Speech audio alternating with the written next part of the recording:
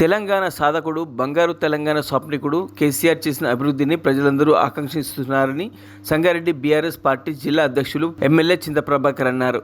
తెలంగాణ తొలి ముఖ్యమంత్రి బీఆర్ఎస్ అధినేత కేసీఆర్ జన్మదిన వేడుకలు సంగారెడ్డి ఎమ్మెల్యే క్యాంప్ కార్యాలయంలో ఎమ్మెల్యే చింత ప్రభాకర్ ఆధ్వర్యంలో ఘనంగా నిర్వహించారు.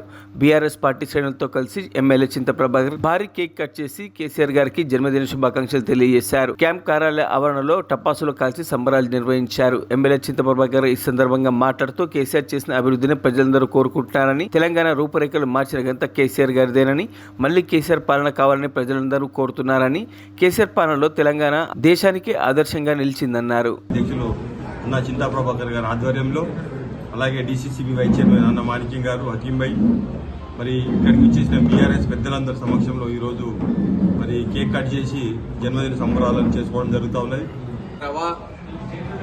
कि आज 71वीं सालगिरह है, यौम पैदाइश है।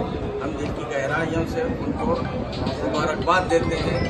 हम तमाम पार्टी के कारकुन, लीडर्स, हमारे एमएलए साहब, कॉन्स्टिट्यूंसी के तमाम लोगों के, स्टेट के तमाम लोग जो है उनकी दुआएं कर रहे हैं।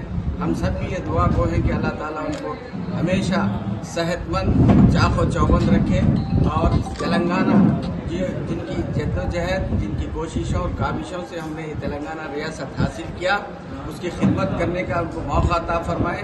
क्योंकि आज हम देख रहे हैं कि जो है तेलंगाना की आवाम उनको 5 साल के लिए समझिए या इलेक्शन में लिए कुछ देर के लिए वक्फा दिया है और दूसरों को मौका दिया है, लेकिन 1 साल में जो है जिनको आवाम ने मौका दिया वो लोग कितने का हद तक कामयाब हुए सभी लोग जानते हैं, देख रहे हैं।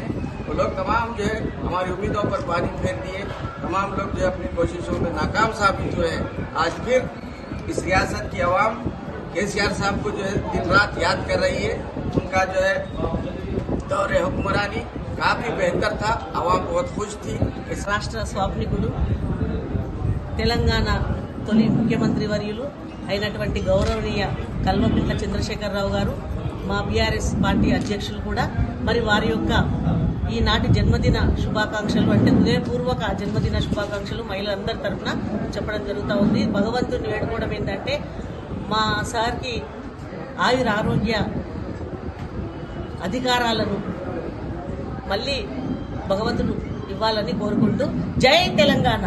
జై. మరిన్ని అప్డేట్స్ కోసం మా ఛానల్ని సబ్స్క్రైబ్ చేయండి.